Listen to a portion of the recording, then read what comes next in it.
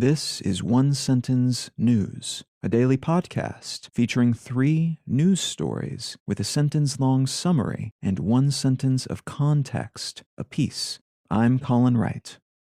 This is a sponsored message. I've been using Anchor as my podcast host for a while now, and it's been a pleasure to use. Anchor offers benefits that most other hosts do not. It's free to use, but it also has a collection of tools that allow you to create a podcast completely within the Anchor website or smartphone app. They distribute your show to Apple Podcasts, Spotify, and all the other distribution channels without any additional effort on your part, and you can make money from your podcast without any minimum audience size. So you can use it as a more traditional podcast host like I do, but it's also got everything you need to start a podcast from scratch. If you're keen to give it a shot, download the free Anchor app or go to anchor.fm to get started.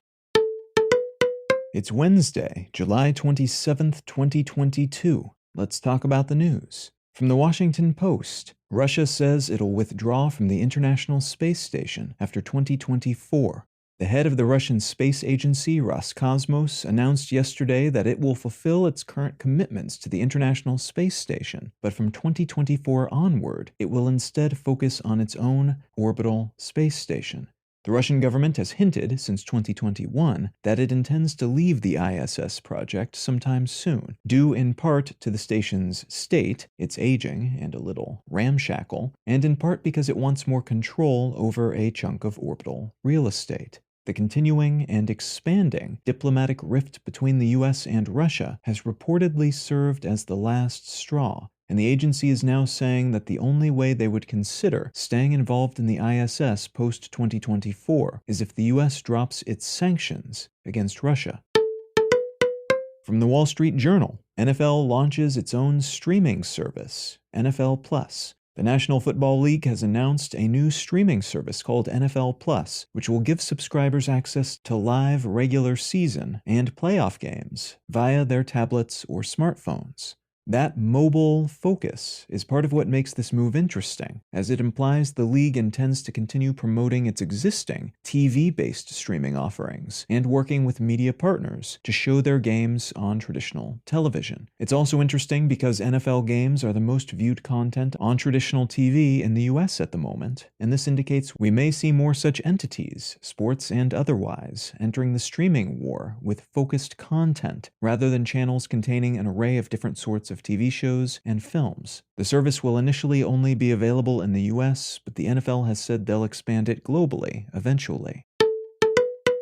And from Reuters, US Senate votes to advance sweeping semiconductor industry bill. The U.S. Senate has voted in favor of a bill that will provide about $52 billion in subsidies to U.S. semiconductor companies to help them better compete with similar companies in China to build more manufacturing capacity and invest in R&D, basically.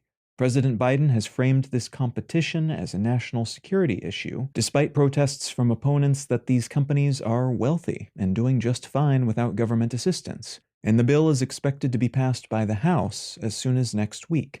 This bill is in some ways the consequence of shortages that crippled many industries that rely upon semiconductors over the past 2 years, but it's also a response to new indications that China's semiconductor-making capabilities are becoming more sophisticated, more rapidly than expected, which is concerning for currently dominant semiconductor entities based primarily within the US and allied territory. If you're finding some value in One Sentence News, consider leaving a quick review wherever you get your podcasts and/or sharing the show with a friend. You can find out more about this show or subscribe to the email version at onesentencenews.com. And you can support this and other related projects, like the Let's Know Things and Brain Lenses podcasts at understandery.com.